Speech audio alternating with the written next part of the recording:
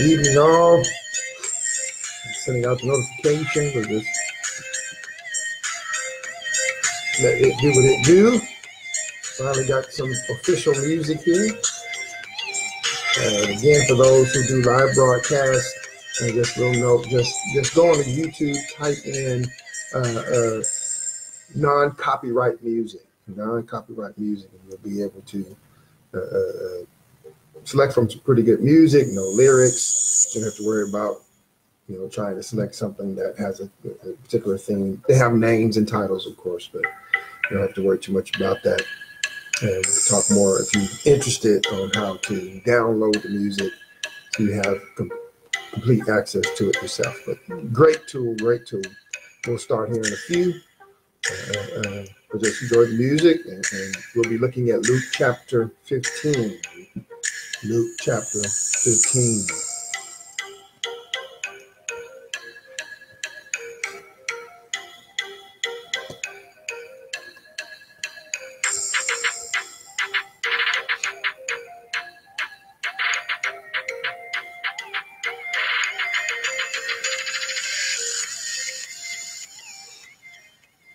All right, glad to have you with us on this evening.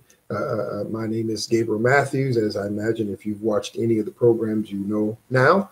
You are watching on Thursday, 9 Central Standard Time, the program simply referred to as Sunday School in Review. Sunday School in Review. We're glad to have you with us, whether you are watching live or watching this back at any point. We pray that it will be of utmost benefit to you. I mean, I'm always excited about God's word, but I think this is going to be a marvelous review. As a matter of fact, I'm going to ask if you'd bear with me. We may run over our program time, roughly about an hour. It's what we like to dedicate, but this may take a little bit of time because I want to make sure I'm going to hopefully clear up some misnomers and necessarily how this is approached. And so I want to get it in. I don't want to cut it short because next week we'll be on to the next lesson. As you know, they go week to week to week. So I may run over our allotted hour, and I hope you'll be patient with me in that respect. But let's get right to it. And one of the things I'm going to do is actually read the entire chapter of Luke 15. I know they said, I believe, verse 11 through 20 something, but I want to read the entirety, and I think you'll understand as we go through why that's so important. Luke chapter 15, I'm reading out of the Christian Standard Bible. Here's what it says. Excuse me. All the tax collectors and sinners were approaching to listen to him, and the Pharisees and the scribes were complaining, "This man welcomes sinners to eat with them." So he told them this parable. What man among you who has 100 sheep and loses one of them does not leave the 99 in the open field and go after the lost one until he finds it? When he has found it, he joyfully puts it on his shoulders, and coming home, he calls his friends and neighbors together, saying to them, "Rejoice with me, because I have found my lost sheep." I tell you, in the same way that there will be more joy in heaven over one sinner who repents than over 99 righteous people who do not need repentance. Or what woman who has 10 silver coins, if she loses one coin, does not light a lamp, sweep the house, and search carefully until she finds it? When she finds it, she calls her women friends and neighbors together, saying, "Rejoice with me, because I have found the silver coin I lost."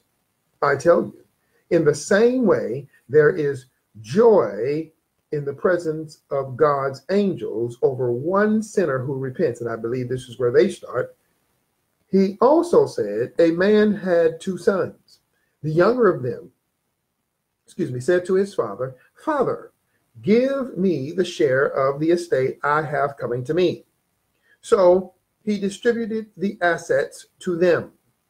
Not many days later, the younger son gathered together all he had and traveled into a distant country, where he squandered his estate in foolish living. After he had spent everything, a severe famine struck that country, and he had nothing. Then he went to work for one of the citizens of that country, who sent him into his fields to feed pigs. He longed to eat. To eat his fill from the carob pods that pigs were eating, but no one would give him any. When he came to his senses, he said, "How many of my father's hired hands have more than enough food, and here I am dying of hunger? I will get up, go to my father, and say to him, 'Father, I have sinned against heaven and in your sight. I am no longer worthy to be called your son. Make me like one of your hired servants.'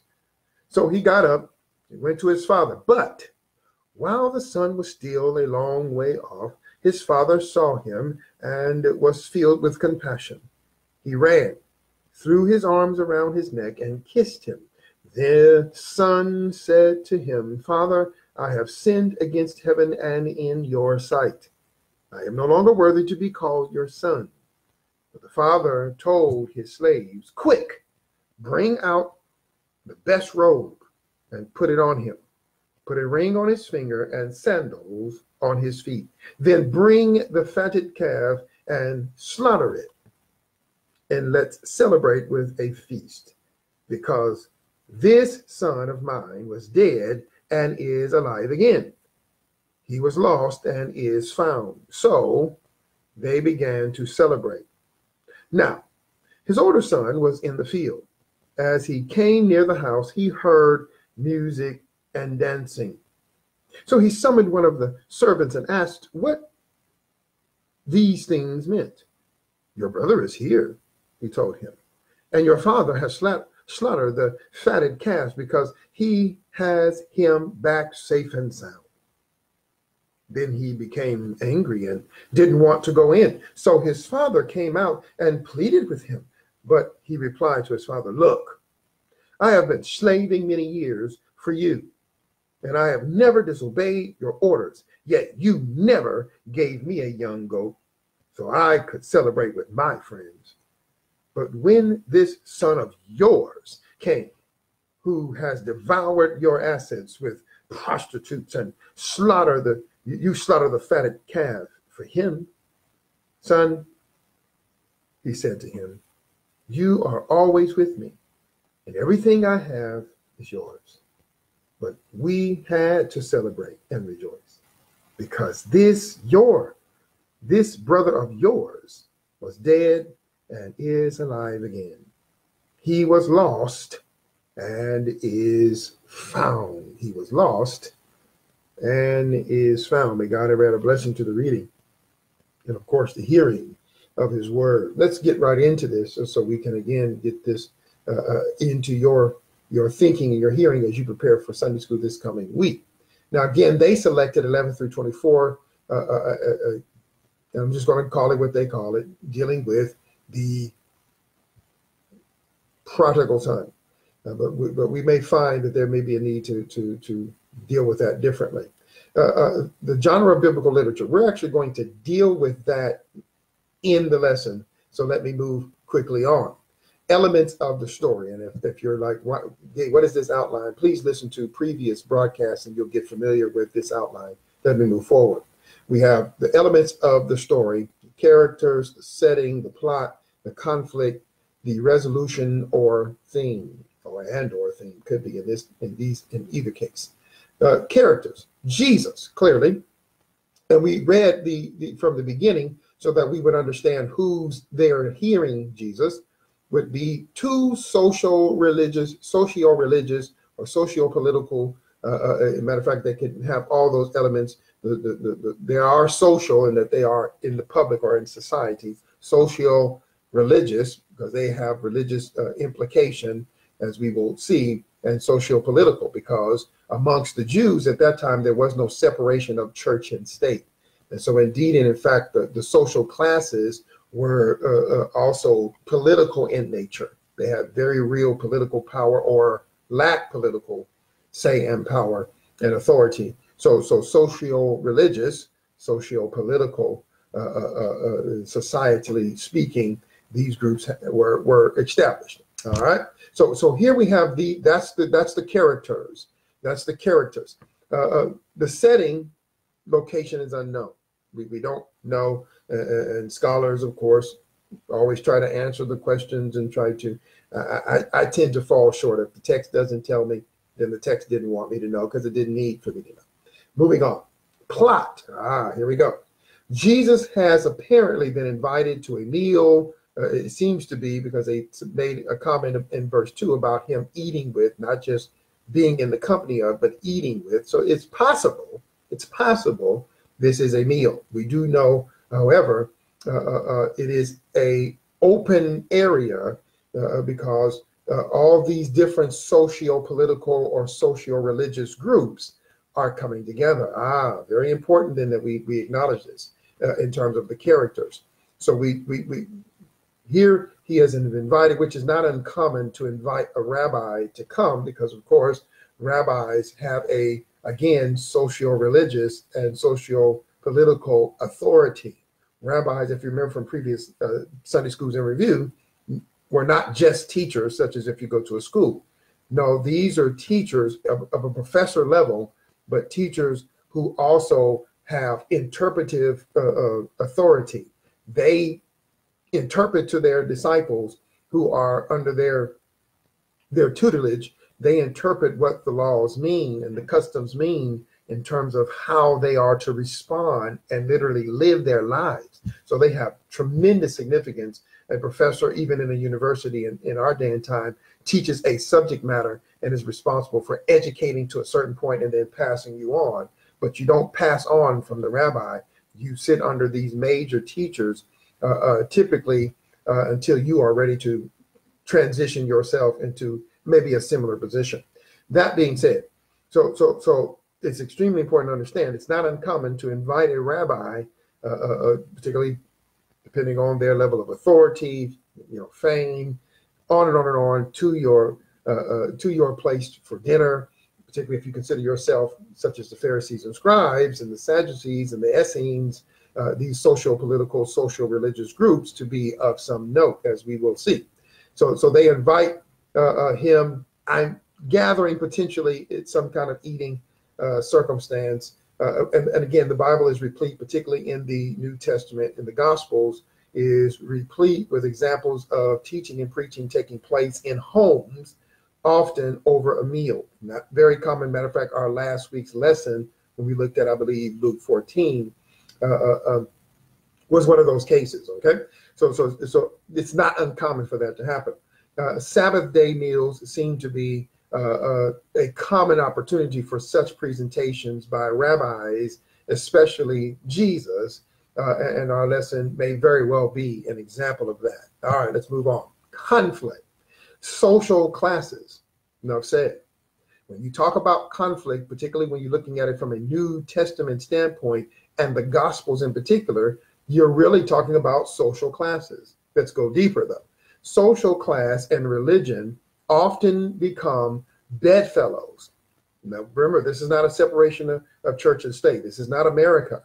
Now, you're going to hear me make these kind of points. When you're preparing for your Sunday school lesson, you got to be really careful with Americanized thinking. When I say social class, don't think Americanized classes. The middle, the elite, etc. Stay with me. So social class is where the conflict is essentially based in social classes. Social class and religion often become, again, bedfellows, where the religious leaders, much like the economic elite, will group together, sharing like-minded pursuits.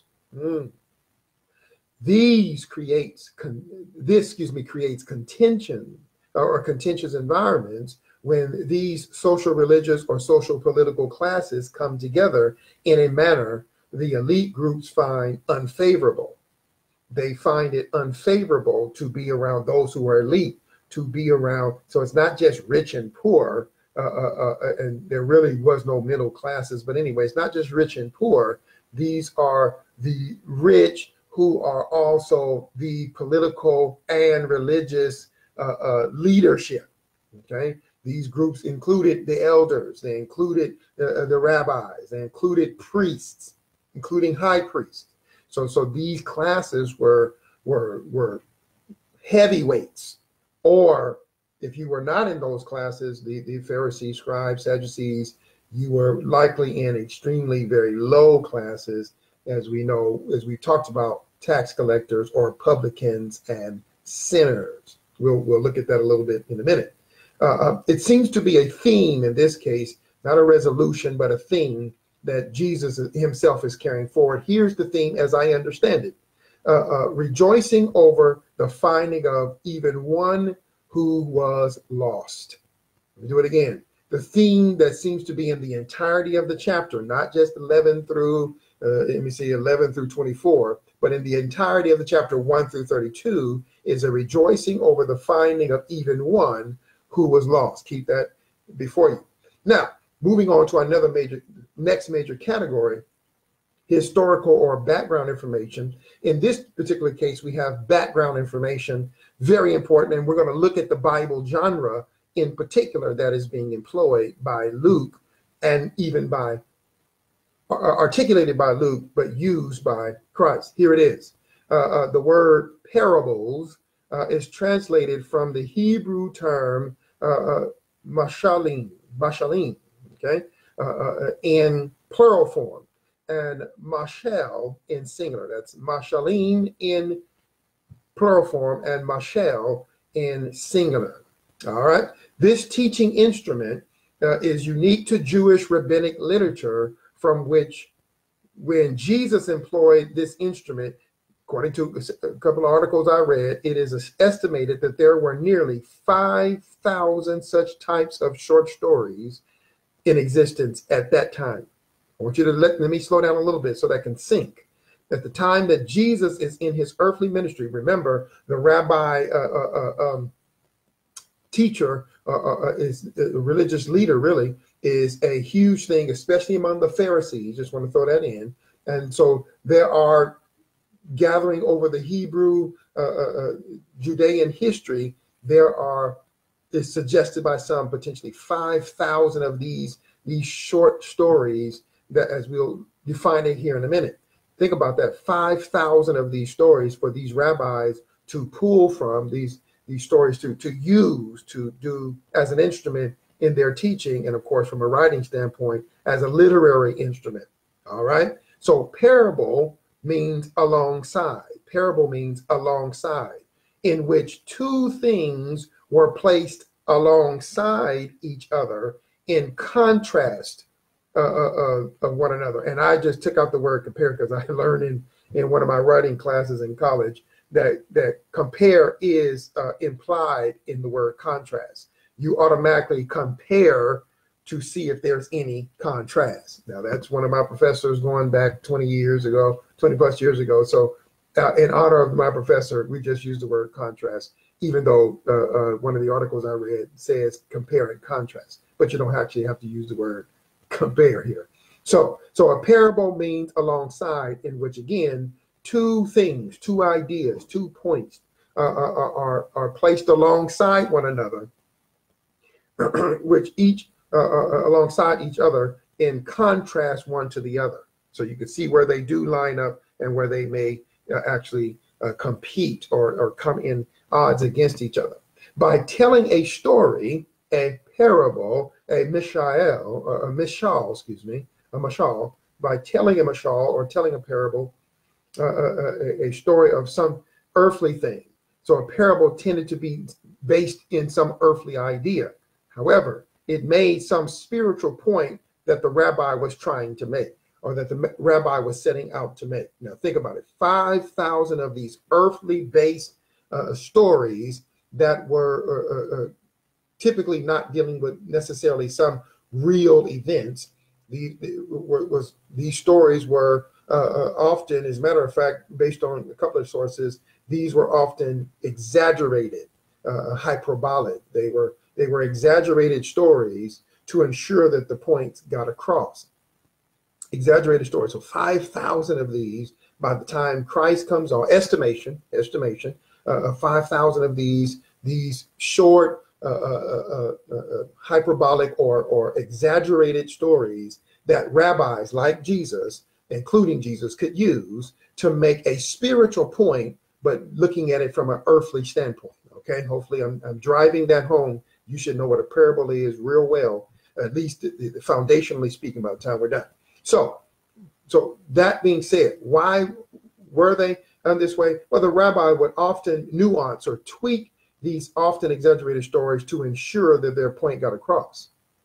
So when you hear me saying these are exaggerated stories, these are not actual real events, but they are plausible events, but they're not actually real events, because that allows the rabbi, as he is making his spiritual point, he's making an isolated, singular point typically, and he's using these stories that come with the narrative of this parable, of this short story, to that has its own point to make his point alongside. So this earthly thing, this earthly story, this earthly parable has a point, but really he's setting it alongside his spiritual point. They come alongside each other. And sometimes they are actually used in contrast. So he's using this point that is about an earthly thing to contrast his spiritual point, or to even compare to. Words like is used. So the kingdom of heaven, spiritual thing, is likened unto a man who, natural thing. Everybody got that? All right. I can do the whole lesson on this, but good stuff. But let's move forward. So the rabbi's ability to nuance or to tweak the parable allowed him to seize upon the cultural elements. Watch this, around them, which no doubt caught and held the attention of the listeners. So if I see the lilies of the field, I'm Jesus, and I'm standing in some lilies, and I have maybe 20 parables that I can use to make a point about heaven or about God, then I'll say the kingdom of heaven is like the lilies of the field. Well, clearly, you're standing there as a Jew, you're hearing this, and you're gripped by the fact that I'm talking about lilies, that I use lilies, which is an earthly thing. You know, you getting how this works now? So it's not really about lilies. It's not really about a coin. You get where we're going with this? Let me not get ahead of myself. So it's going to get your attention because, and I actually didn't realize this, but I actually do this. When I'm teaching, typically when I'm preaching, I've observed in preparation. I've already prepared a message, but I'm observing how people talk. And my father taught this to me, and one of my mentors taught me this. Listen to people's testimony. We don't do testimonies anymore, but when I started, there was testimony service, and you could listen to people's testimonies, and that would give you some particular kind of story or thing that you could tell that would grip at least that person. And if that person's testimony got response, you can then come up with a story. It would be exaggerated, clearly, but it would get their attention nonetheless, and it would hold their attention because you're using something that they are generally familiar, or you'll use something in the building or some event, a song or something that they all can come around and build an account. Doesn't have to be a real one, oftentimes not, but to make a point, a spiritual point you want to make. Moving on. So that's a little bit of something for my preachers and teachers of God's word. When you're delivering God's word to people, that's something, an instrument you can use that was highly used by the rabbis. Okay, so that being said, the meanings of those elements used had direct meaning to those in and around the rabbi, which gave the ultimate point of the rabbi extra emphasis. So if I say lilies, maybe the lilies of the field had some particular meaning. Maybe they did, maybe they didn't. And for example, he clothed the lilies of the field, Matthew chapter 6. He clothed with splendor. Well, if I'm looking at the beauty of the lily, and then he says, but he gives such great attention to the lily, and yet Solomon was not arrayed greater than the lily, who is here today and thrown into the fire. So I'm looking at the beauty of the lily. I'm standing in a field of lilies. That beauty of that lily catches my eye.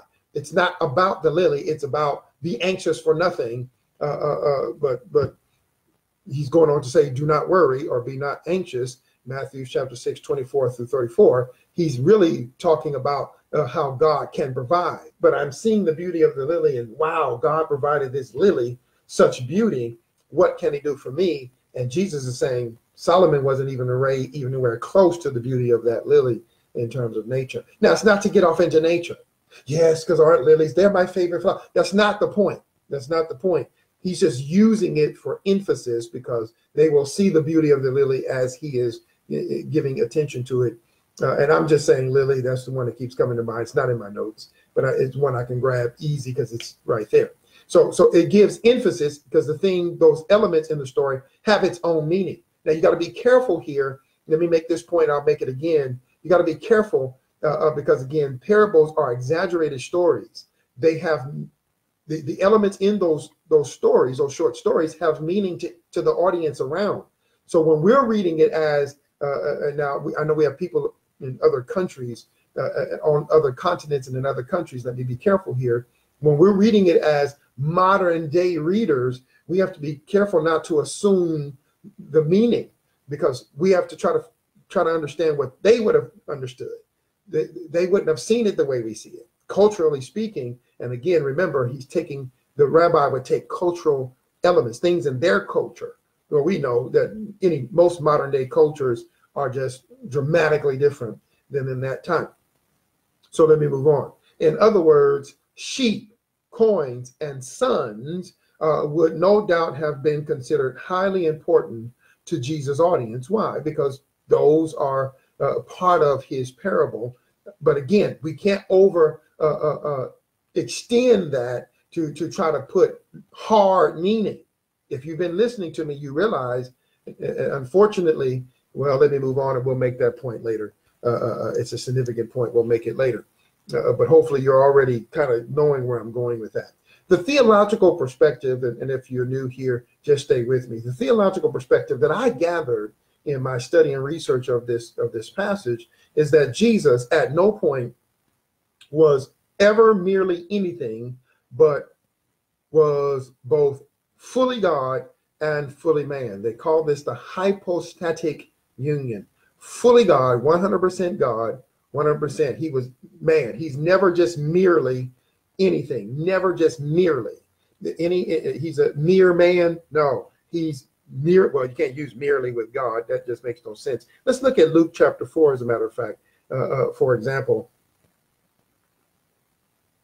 Luke chapter 4, and I am moving through this. If you think, well, you're moving kind of quick, because I don't want to keep you too long, and I appreciate your patience already. Luke chapter 4, starting at verse 16. So he's not merely he's not merely a man or merely God, which just doesn't sound right to me. But some may suggest, merely a deity. But he's not God, that kind of thing. No, he's fully God, fully man. Watch this. And he came to Nazareth, where he had been brought up. As usual, he entered the synagogue on the Sabbath day and stood up to read. The scroll of the prophet Isaiah, the King James Version says Isaiah, but it translates Isaiah, was given to him. And unrolling the scroll, he found the place where it was written, "The Spirit of the Lord is upon me, because he has anointed me to preach good news to the poor. He has sent me to proclaim freedom to the captives and recovery of sight to the blind, to set free the oppressed, to proclaim the year of the Lord's favor." He then rolled up the scroll, gave it back to the attendant, and sat down. And the eyes of everyone in the synagogue were fixed on him, indication that this is not a mere man, right? Were fixed on him. He began by saying to them, here it is, "Today, as you listen, this scripture has been fulfilled." This scripture has been fulfilled. So clearly not just a mere man. As a matter of fact, let's go over to John chapter 8. John, the Gospel according to John chapter 8, starting at verse 51. Starting at verse 51. Again, we have to be careful to understand he's not just a mere man. It says here in John chapter 8, starting in verse 51, hear these words. I assure you, if anyone keeps my word, Jesus is talking, if anyone keeps my word, he will never see death, ever. Then the Jews said, now we know you have a demon.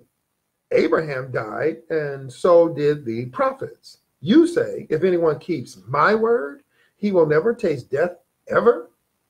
Are you greater than our father Abraham who died? Even the prophets died. Who do you pretend to be? If I glorify myself, Jesus answered, my glory is nothing.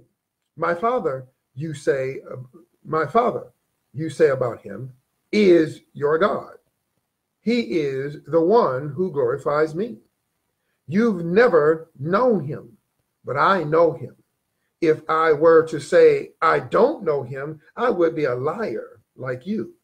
But I do know him, and I keep his word. Your father Abraham was overjoyed that he would see my day. He saw it and rejoiced.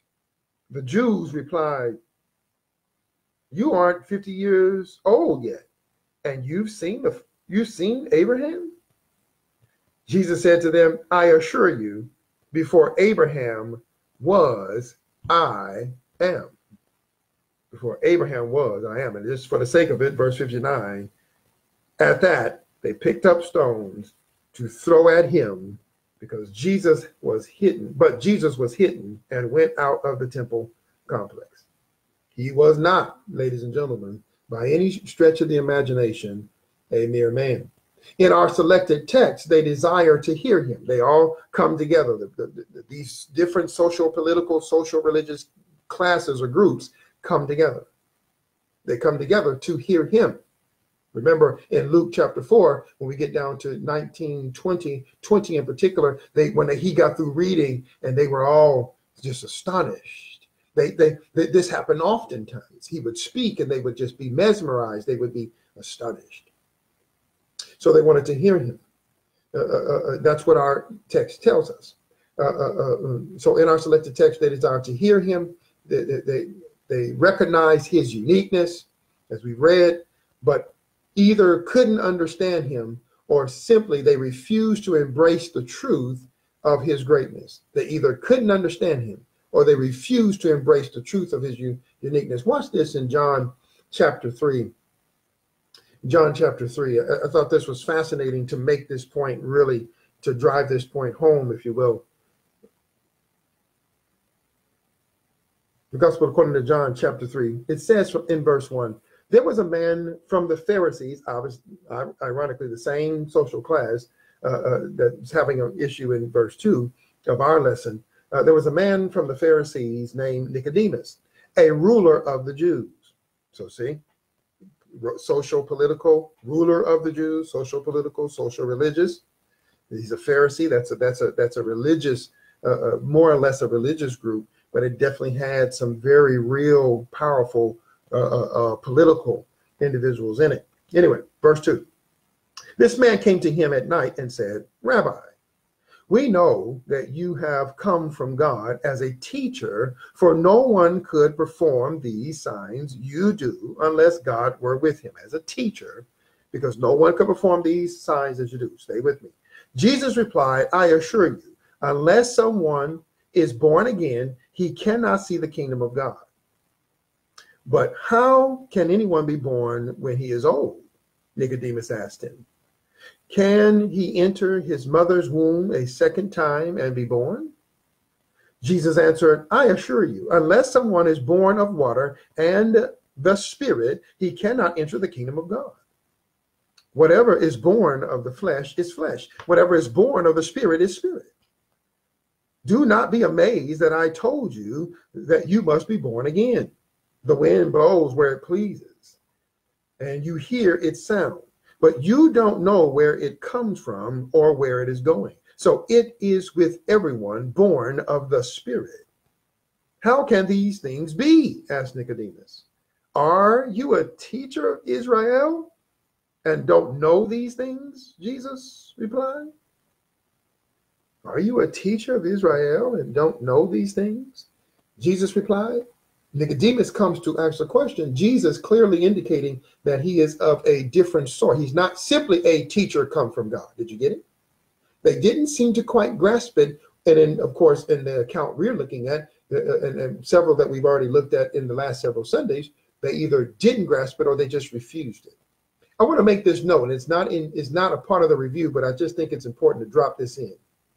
Note, when you are not only saved from your sins, but given to operating in a divine, but required to operate in a divine call placed upon your life, don't be surprised how many will have the ability to applaud you and yet still not grasp what you have been truly tasked to do. Don't be surprised at how many will applaud you. They'll talk about your articulation skills. They'll talk about music ability. They'll talk about your family line and who you come from and what you're about. They'll talk about your finances if you so happen to have some. But when it comes time to watching you do what God is giving you to do, especially if you're coming from a true biblical place, don't be surprised if you go from fame to infamy. In Luke chapter 6, verse 26, you don't have to turn there, just hear me. Woe to you when all people speak well of you, because this is the way their ancestors used to treat the false prophets. They used to brag on the false prophets who, of course, prophesied, I hate to say this, in a very similar way as those do now. But when you speak, if you read the Old Testament prophets, and they spoke purely what God gave them to speak, notice they went from, let's hear these prophets come from God, to kill them. Look at what happened with Jeremiah. Look at what happened with Isaiah. Look at what happened with Ezekiel. And you will see very clearly. Look what happened to Moses, who was being used by God in a mighty way. So don't be surprised if they go from speaking well of you, as they did with the false prophets, but then shifting as they did with Jesus, and then coming down on you, because while they applaud your clear diction, or you speak with such authority and I hate to say it, but I've experienced this. I'm alive. It's all right. God is good. Jesus warned his disciples, turned apostles, at some point you will be brought before magistrates for the same reason. For the same reason. These men are not educated, yet they operate with great power and they operated under the anointing of Christ with great power and authority. Let's move on now and let's run through these scriptures, and this won't take you long. I read all 32, but believe it or not, we can bring these verses together in a very special way because of the parables. Now, if you remember what we've talked about, this will make perfect sense. Ready? Here we go. Verses 1 and 2, and I know this is not in the lesson, but I'll make this point hopefully clear why that's sometimes a dangerous proposition. I say dangerous not to say you're going to die, but it's dangerous to getting a full understanding. Where again, we are modern day Christians. We are not Jewish Christians. Then again, some may be Jewish Christians, and if you are, bless you, glad to have you with us. But for those outside of the Jewish faith who are not apt to read Greek and Hebrew, unless you've gone to get training in seminaries and Bible colleges, we are not apt to naturally see this as they did, this event as he was speaking it. So it behooves us in some places, maybe more often than not, I'll leave that be at this point, to really look at the full text. Sunday school have to, I shouldn't say have to, I don't know. The writers of the Sunday school text tend to select portions and passages because it drives a point they're making. And I'm not saying anything in an evil way. I'm not saying they have some nefarious meaning. I tend to think that they have a very well-meaning, they take a well-meaning action when they create the Sunday school lesson. They even exposit it, they explain it, they give you commentary of the lesson. But this is one of those instances because they literally selected a parable. They selected a parable. So I unfortunately I have to disagree with those who constructed this lesson. And this is across. It's not just Church of God in Christ. This is Free Press or whatever. These are across the board. These lessons all come together. Now they probably placed in the background reading that you read the entire chapter. I hope they did. I would hope they did, and I hope you availed yourself of the entire chapter, because if you didn't in this instance, I can pretty much gather you're probably going to miss the point, especially since we tend to call the parable I'm a little bit ahead of myself, prodigal, but we'll see why that's really not a good idea. So I'm going to do what I hope you do in your research. Verses 1 and 2 set the stage for the entire event right out the box. Verse 1 and 2 is huge because the prodigal son parable, as you all call it, as I used to call it, is not going to make sense if you don't understand what's going on in verse 1 and 2. Here it is. In verse 1, it would appear that Jesus is about to die, possibly, or was in the process of eating in an open area where anyone could comfortably approach him. Some of the publicans, and I love this because as a wonderful man of God and teacher who I'm following right here on Facebook, as a matter of fact, Damian Richardson, receives all who come to him. Damian Richardson, a pastor, he's lovingly referred to as, I don't think he's pastoring at a location now, but he's lovingly referred to as Pastor Damian Richardson. He's actually also referred to as rabbi to show you what kind of teacher he is. But he brought this point out well, which I think is worth mentioning. Anytime you see and the Pharisees or the scribes or the Sadducees or the tax collectors, publican sinners, it doesn't suggest that that's every single person that is categorized under those groups. Not every person who is a billionaire, and I say this tongue in cheek somewhat, not every person who's a billionaire acts like Donald Trump. No said, just move on. So let me emphasize, some of the publicans or tax collectors and sinners see him, which would be Jesus, see him and desire to join him while at dining, no doubt familiar with his public active ministry of preaching, teaching, and performing miracle signs and wonders. So we gather that here they see him again in a way that they can approach him. So verse 1 basically says that they come to him wanting to engage him. And he has proven, at least to this point, to be one willing to engage, as we'll see in verse 2. Tax collectors are classified as vile, disrepute Israelites who worked for the Roman government, collecting the tax they levied against their people. And in some cases, i.e. Zacchaeus, the little guy who climbed in the tree, right? Zacchaeus led to them becoming noticeably wealthy. Matthew, as a matter of fact, who becomes a disciple of Jesus Christ, who's called by Christ to be a disciple, was also apparently quite wealthy, who one of his first acts was to set a party for Christ and all of his tax collector buddies. So clearly he was wealthy as well. But Zacchaeus is another example of tax collectors who were likely fairly wealthy. Not to suggest all of them were. Again, that all are, that kind of thing we have to be careful.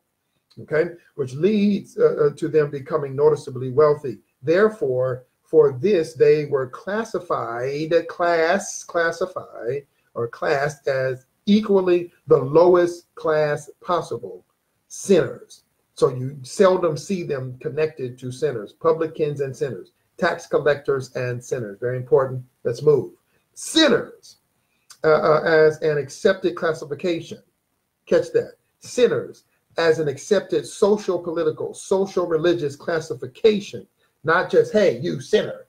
No, but sinners as a classification. Hope you get that. As a sect or classification, as an identifier, putting you in a group with others, classification. You have certain characteristics that allow me to say you are sinner. There it is. Sinner, again, as an accepted classification, clearly included all who knowingly not only qualified as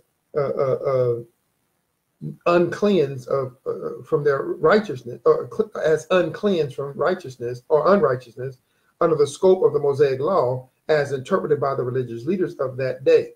In other words, these individuals were noted by that time frame as ones who had not been likely ceremonially cleansed, that they had not done all the necessary things that they needed to do in terms of dealing with their sins according to the Mosaic law. As you see in Leviticus, they may have been categorized as ceremonially unclean. I don't know all the dynamics. I searched and searched and I could not find it. I suspect that there are resources that I don't have access to that you may, that will help you get a better understanding of this classification and the characteristics of this classification. But what seems to be quite clear, they knowingly, as well as those who were classifying them as sinners, were not meeting those standards, whatever those specific standards may be. And we have to believe that the Mosaic law was at the bedrock of that, at least as it was interpreted by the religious leaders of that day, who so happened to be Pharisees, scribes, and Sadducees. You see where we're going? Who so happened to be in those classes. Ironic. Especially the leaders, especially the elders, the priests, and or keepers of the law. There it is. Research of secondary historical sources likely have to be accessed to get more precise itemization of, as I just said, of the prerequisite sins that qualified a person for this social classification. So you have to do the research. However, what is clear is that little argument is given by those considered to be sinners. They don't seem to rebuff that classification, at least from what I read in the Gospels, having read through the scriptures now several times. So they don't seem to rebuff that being called or identified as sinners by class. And in fact, even Jesus saw them in the same manner. Very important. Even Jesus saw them in the same manner. He did not say they're not this. He actually accepted that identification as being a Jew who grew up in the Jewish community. He accepted that identification for those who were of that classification. The matter at hand then was not whether or not they were worthy of their classification, as we've noted, or considered themselves worthy. That wasn't the issue, but of being in the company of someone who qualified for acceptance among the more elite classes, such as Pharisees, Sadducees, and scribes. So the issue seems to be, do they qualify to be in the company of someone like Jesus, who had the attention of those who were of a more elite company? So we move on then to verse 2. Some of the Pharisees and scribes offered open complaint, in light of everything we just said, open complaint over the fact that Jesus, who had all the core requisite qualifications to walk among them, but chose repeatedly to deal favorably with the outcast classes. So here's the complaint. Some of the Pharisees, some of the scribes, some of the Pharisees offered open complaint because, hey, Jesus, we see you as one of us. A rabbi, we see you as someone who having the authority to interpret scriptures. You even have disciples. Clearly, if you have disciples, you can't be dubbed to be in the tax collector sinner classes, even though you are from Nazareth, and even though you are just a carpenter, which, by the way, were considered to be in the lower classes in terms of occupation. So that brings in a social economic element. Anyway, so let's move on. No, much like with any group then and now, not all of any group agrees in total.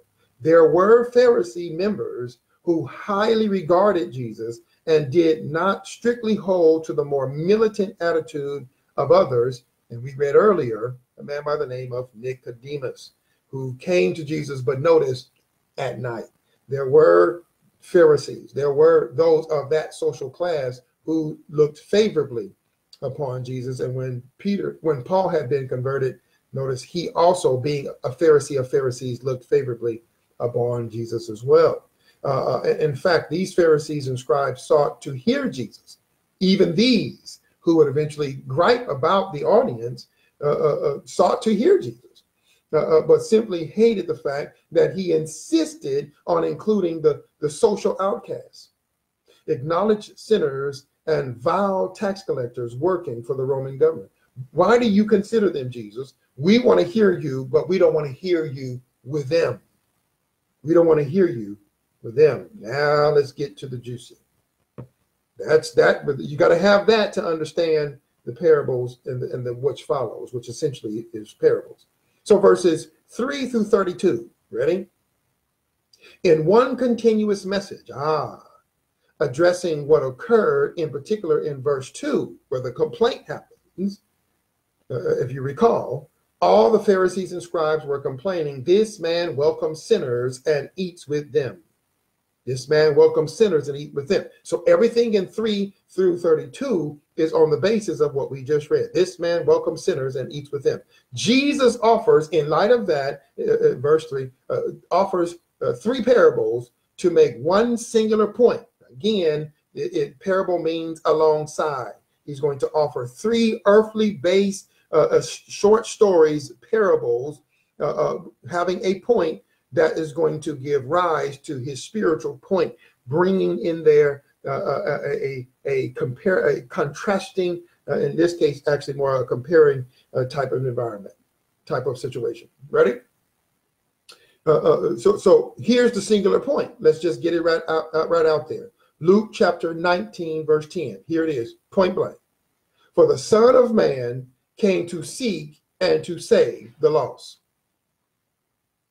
I got 10 minutes, but let me just take a moment to let that sink in. If you get anything else from this parable other than that, then I hate to tell you, you're likely missing the point.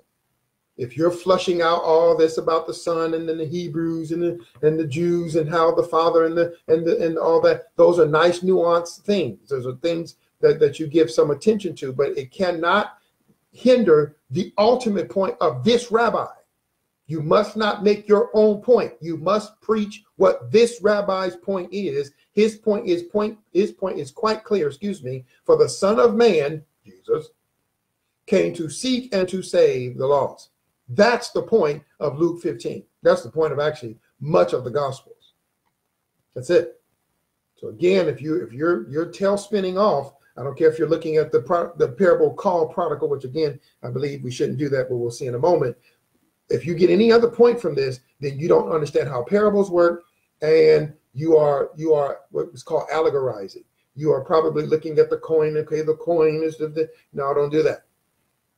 All right, let's run through some things here. So note number 1, every parable included something or someone lost and in need of being found.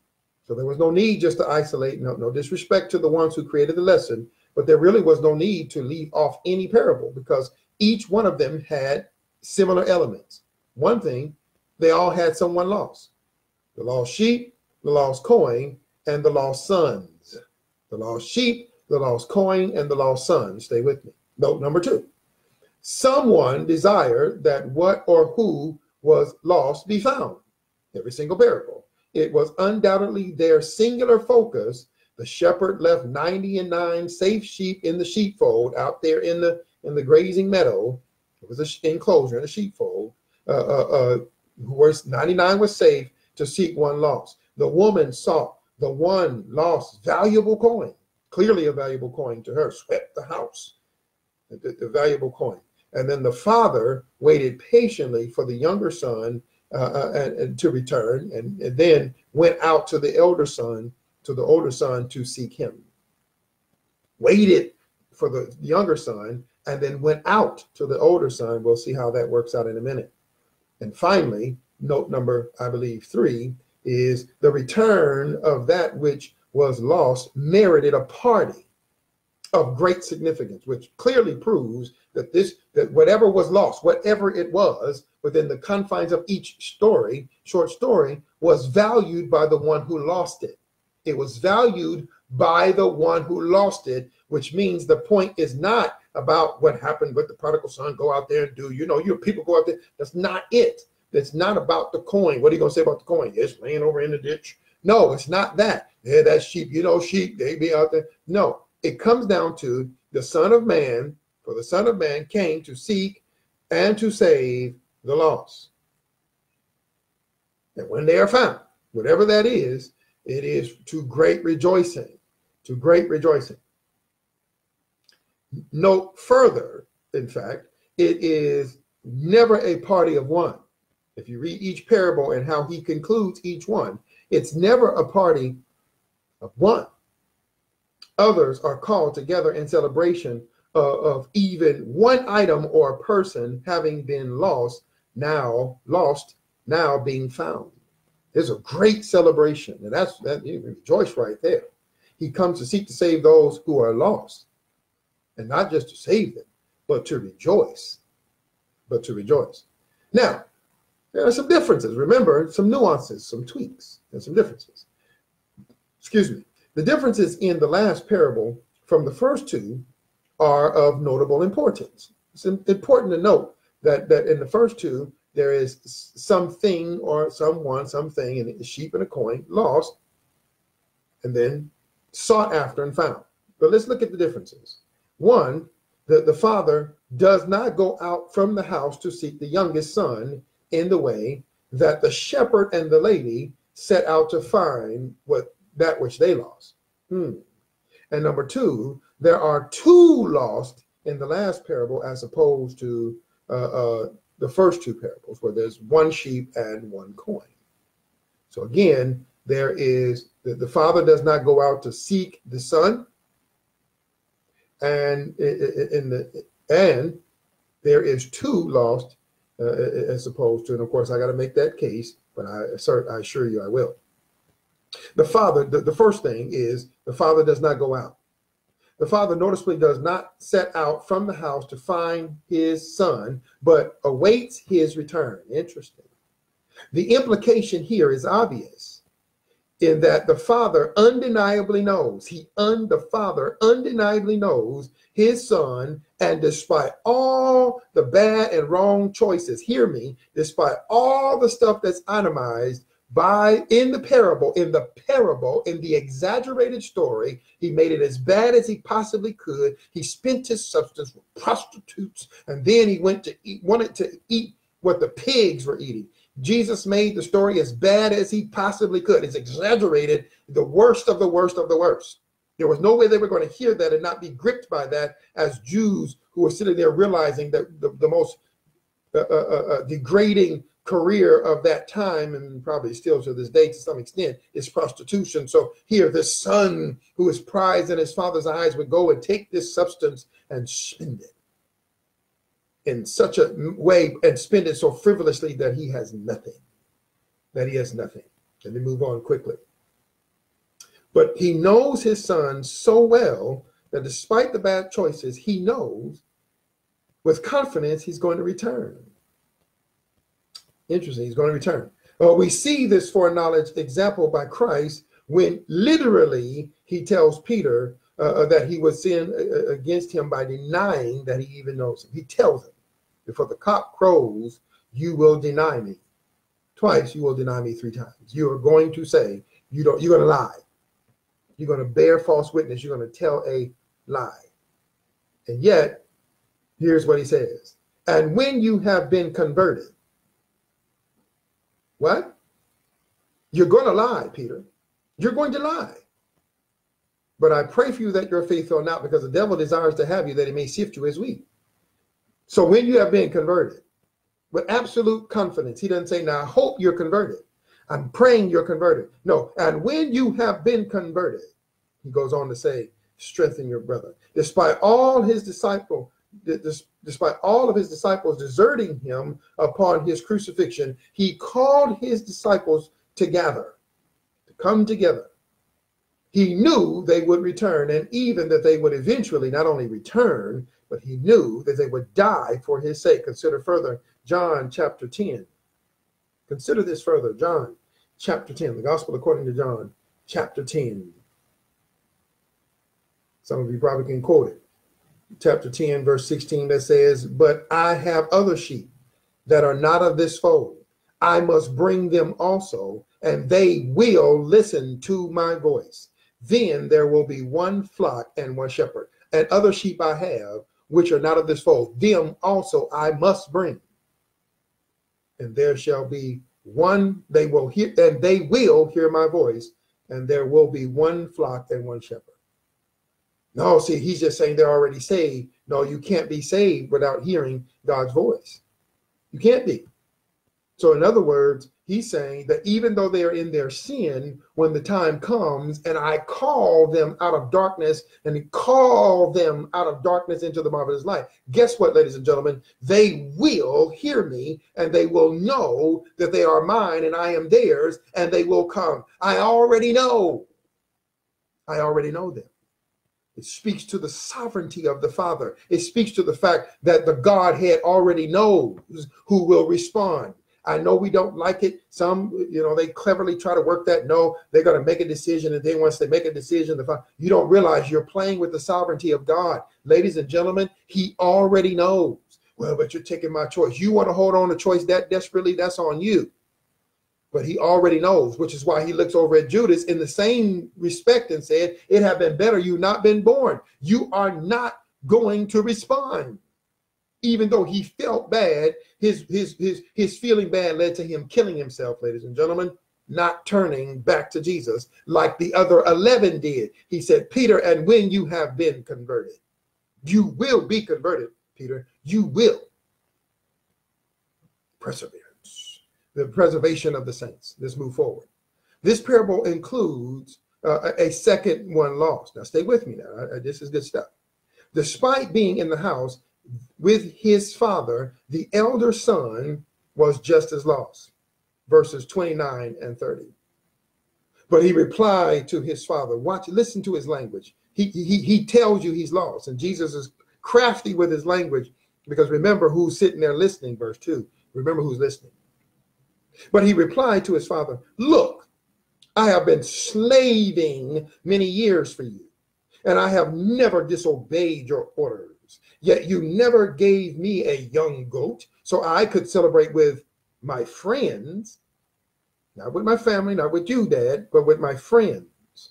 But when this son of yours, you mean your brother? When this son of yours came and who has devoured his assets with prostitutes, you know that nowadays, right? People wanted to make sure we point out other people's sin. With prostitutes, you slaughter the fatted calf for him. Quickly, wherein was he lost? How could he have been lost in the house, having never left as his younger brother? See, in fact, it is in fact the answer to these questions, I believe, that directly tie these parables to the complaining religious leaders of Christ's day. Again, wherein was he lost? Seeing he had never left the house like his brother, how could he have possibly been lost? He was there. He was there.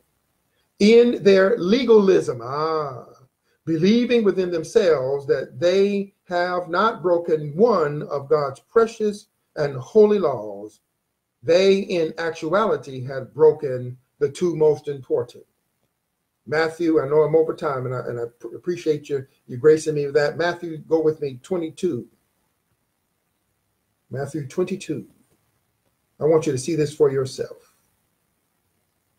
Matthew 22, starting at verse 36, is going to hit you real quick when you hear it. I'm gonna hit you. Ready? I'm gonna add a couple of verses. Verse 34. Here it is. When the Pharisees heard that he had silenced the Sadducees, now these are the elite, the social, political, social, religious, social, economically elite leaders. These are the tops, right? So when the Pharisees heard that he has silenced the Sadducees, they came together in the same place, and one of them, an expert in the law, asked a question to test him. Teacher, which commandment in the law is the greatest? And he said to him, love the Lord your God with all your heart and with all your soul and with all your mind. This is the greatest and most important command. The second is like it. Love your neighbor as yourself.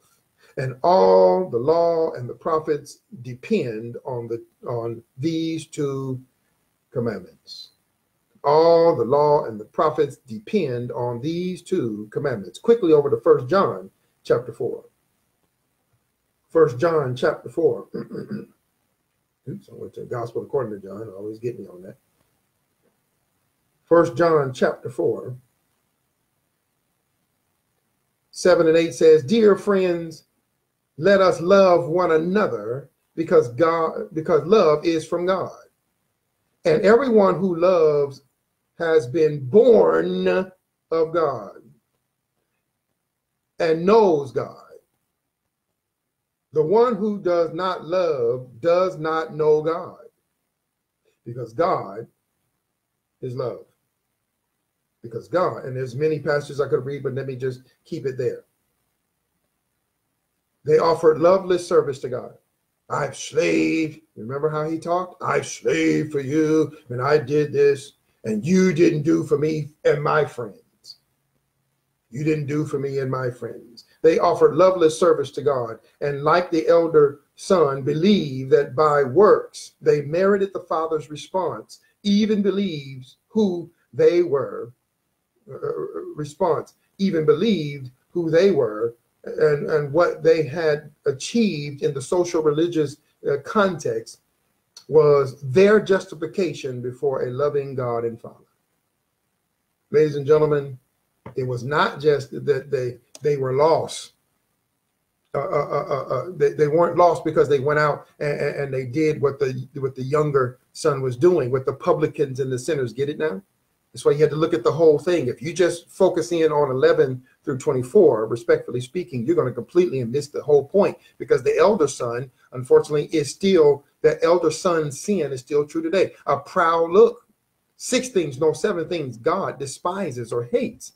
And a proud look is on that list. Pride, going before destruction. A haughty spirit before a fall. But I'm in the house. I attend church every Sunday. I'm on the usher board. I'm a preacher. I'm an elder. I'm an apostle. I sing in the choir. I can't be wrong. As a matter of fact, do you realize that the more pious have a tendency, unfortunately, to fall right in this category of the elder son? See, we call this the prodigal son parable, but indeed and in fact, if anything, and don't just jump at what I'm saying, but if you want to call it the parable of the 2 lost sons, because that is more fitting to that is a greater description to the totality of that parable. But indeed and in fact, don't give it any name, because this whole chapter is dealing with Jesus making a point. You come saying, I don't want them here. But look, they know they're the coin. They know they're the sheep. They know that they're the youngest son. They know that they are lost.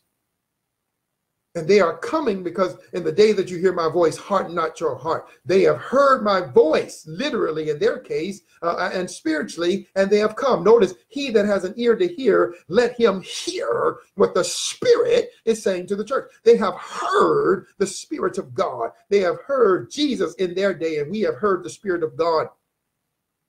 Quickly, there is the account of the one who comes before God as a tax collector, as a publican, who comes in and knows he has probably been stealing from the people. He's been gouging the people. He's been robbing the people blind. And he comes into the presence of God, into the temple, and he does not even look up. He can't even imagine to look up in the presence of God and says, God, I'm a sinner. In the same way that the elder son said, I'll go back to the Father's house and don't call me son. I'm not worthy to be a son. There are many who are going to be in church on Sunday who don't feel worthy to even be there. And it was the Holy Spirit who told you to get up and get dressed and get there. Yes, you have been just as dismissive of the Father's love. You said, give me this, heal my body, give me this job, give me this car, let me get this education. And you have disrespected and disregarded at every turn. You disregarded his love. You didn't want to respond to the laws. You didn't want to do what God wanted you to do. You didn't want to treat people right. But then something along the way, you began to realize how deprived, how lacking you were. Dead, as he said, he was dead. Paul said, dead in trespasses and sins. You knew you were lost. What about the elder son who was in the house, who shows up every Sunday, and when they see that sister, that brother who they know has been out there clubbing and doing all manners of things and living all manners of ways and just whatever the case may be, I don't want to list nothing off, and they know, I know they have the nerve to come in, who they need to be here. They walk in, they look down their nose, and they don't realize they're actually worse off. They're actually worse off. Indeed, and if they're worse off. And I can work on this, but I won't do it. Hopefully that drives that point home. This is about the lost having been found. I will say this quickly. I do pray for and all who are lost, but I am extremely concerned, as I believe Jesus was, for those who are lost and don't even know it, who are in the house, who are ultra religious, who've got all kind of pride issues. And see, those are the kind of sins that happen in the house. I've been in and around, quote unquote, church all my life. And what I see a lot of times is, matter of fact, you want to see it. You want to see it. For those who feel like you're strong enough to go and see it, go to a business meeting at a church. Go to a business meeting. Go to a business meeting. Go to a meeting in preparation for the pastor's honorarium or appreciation service. Go when they're doing some kind of drive and they're all cooking in the kitchen, and you'll be amazed how little the speech is of one who is a follower of Jesus Christ. The things that Paul speaks against in terms of profane words and you can't tell me, and don't just because you think I'm a believer, I'll go upside your head. Me and deacons come together and they about ready to go upside each other's head because I tell the pastor should get a raise. Well, I don't think he should get nothing, and they battling over it's my money. I won't give him nothing. The pride go before destruction. A fool is known by his multitude of speaking. You see more sin, just as much sin going on in those contexts. And Jesus says, unfortunately, that elder son in this parable, this exaggerated story that's meant to make a earthly based story that's meant to make a spiritual point. You're lost. You're lost. You're lost. A sheep that has to be found, a coin that we have to look diligently for. You may be a son or daughter who has walked away from the faith. And let me say this real quick. Stop using this parable, especially of the quote prodigal son, when somebody ain't been to Thanksgiving. Stop doing that. I don't went over time anyway, so let me slip this in. Stop doing that. Somebody ain't come and visit you or called you. Stop calling them prodigal son and prodigal daughter. You ain't been to Thanksgiving in 5 years. You must be a prodigal son or daughter. Do you understand the implications of that? You may be just kidding or playing, but I know for a fact some have used that very seriously. If you don't do what they want you to do, they will call you prodigal. Do you understand that you're saying this person is not saved? That's not something to joke about. You're passing judgment when you call them prodigal. My prodigal daughter, she ain't bought me nothing for Christmas. My prodigal husband, he ain't gave me nothing on anniversaries. He always gone. He always working. My prodigal husband. We just take this stuff and we run with it, and we don't realize the implication. You have no idea what the implication is when you do that. Stop doing that. They haven't come to your anniversary services, and you felt like you married them 20 years ago. You helped them get married to their husband or wife. You was there to christen their children, and they've gone to another place of worship, church or whatever, and then they come to visit. Yeah, here's the prodigal family. Come home. Stop, because you're calling them sinners. You're calling them sinners, and maybe they have the wherewithal to laugh that off. But I don't laugh that off. That's extremely dangerous, and it's extremely inappropriate because you're actually calling them sinners. You're calling them sinners. So that being said, hey, that's my job. That's what I do. Love your brothers and sisters. Quickly, if you've been blessed by this, hit that share button, hit the copy link, go to your page, and what's on your mind, hit that thing. When it says paste, please paste it and share. If people are not on the channel, they may tell you, hey, I'm not able to view this. Apparently, here's a change that Facebook has made. Nothing I can do about it. You have to be in the channel or in the group to be able to view the content, which is fine. Send them an invitation. It'll pop up. I'll accept them in. Of course, we love to have them so they can watch all the video content.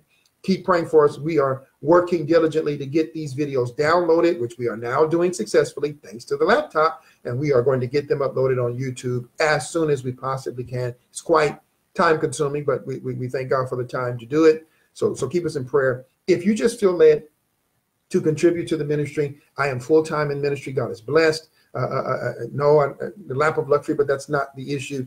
I am blessed. I have food, clothing, shelter. Matthew chapter 6, 25 through 34.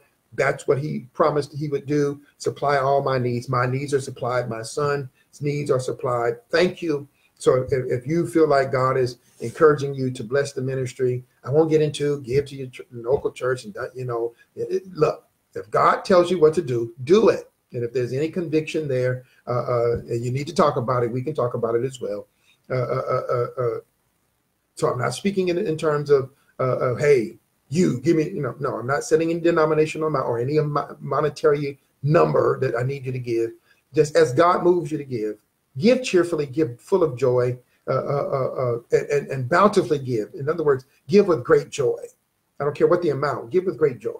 Give with knowing that God sees your sacrifice. He sees your obedience, more importantly, and he's already blessed you really to be able to do what you're doing. So you don't have to think about, well, something coming back, but the Bible does promise something will.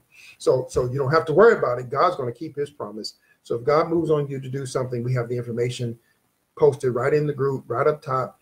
Just look at it, whatever it works for you. Please do it.